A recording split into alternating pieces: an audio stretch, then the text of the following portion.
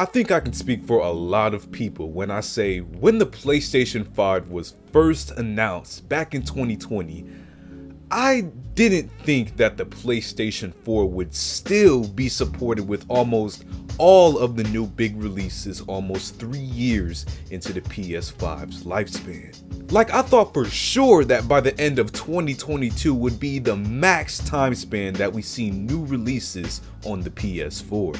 But of course, big releases such as Hogwarts Legacy, a Harry Potter inspired game, is going to be released in early 2023 on PlayStation's previous generation console alongside its next gen counterpart. And I don't say this out of disappointment. The obvious reason that this is happening is because of the PS5 chip shortage, which made the console hard to find for the longest of time. So this is indeed a good thing for the people that haven't got a chance to get the new system or simply just not ready to upgrade yet.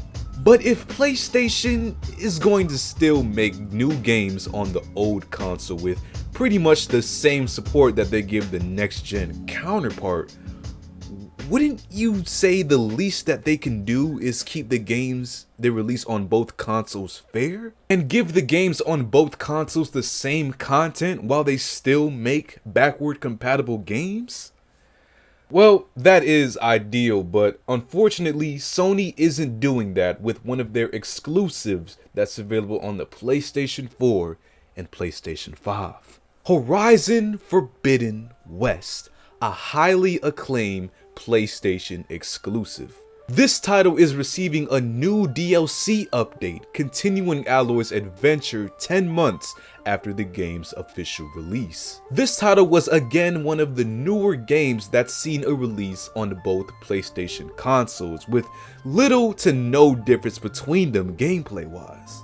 However, even though this game was dual released between the consoles, only the PS5 version will be receiving the new update, which is dumb. According to PlayStation, the reason this is being done is because they want to shift the focus on their games to next gen, which there's nothing wrong with. In fact, it's pretty much expected at this point. It felt like any day now that they'd stop supporting the PS4.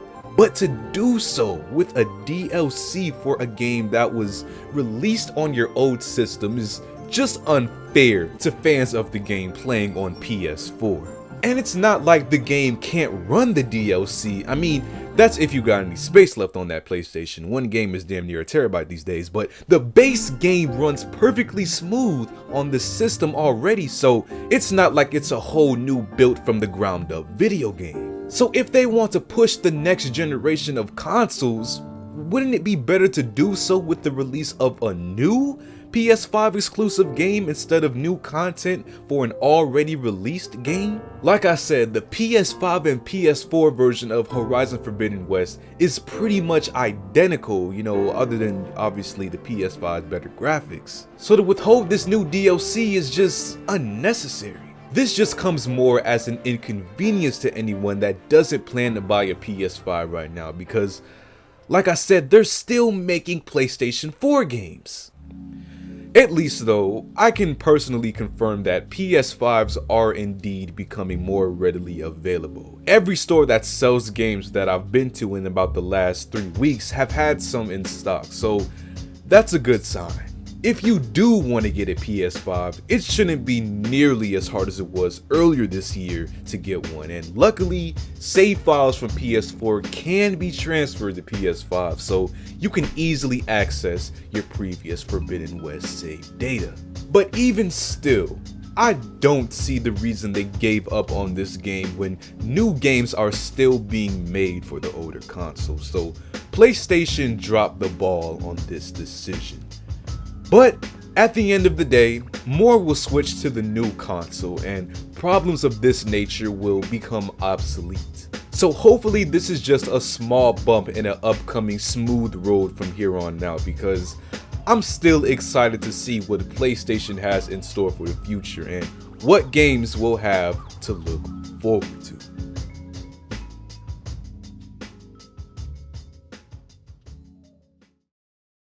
So what do you guys think about this PlayStation decision, man? Feel free to leave a comment down below. And as always, please leave a like on the video. Subscribe. And I'll see y'all.